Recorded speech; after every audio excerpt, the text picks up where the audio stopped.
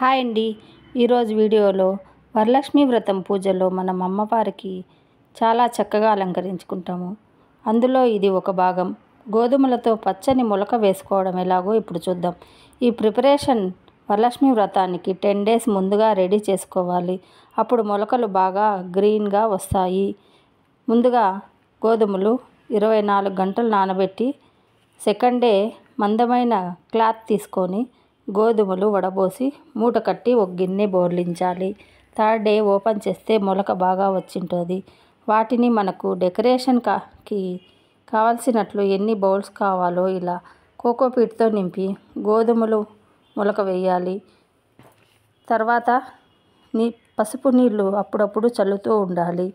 12th డేకి చాలా గ్రీన్గా బాగా పైరు వచ్చేస్తుంది.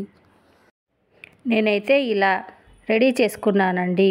నాకు ఎన్ని కావాలో అన్ని బౌల్స్లో మొలక విత్తనాలు వేసుకున్నాను. మీరు ఇలా రెడీ చేసుకుంటే చాలా బాగుంటుంది. ఈ వీడియోలో కనిపిస్తున్నది లాస్ట్ ఇయర్ వేసుకోండే పైరండి. ఈ వీడియో నచ్చితే లైక్ అండ్ షేర్ చేసి సబ్స్క్రైబ్ చేసుకోండి.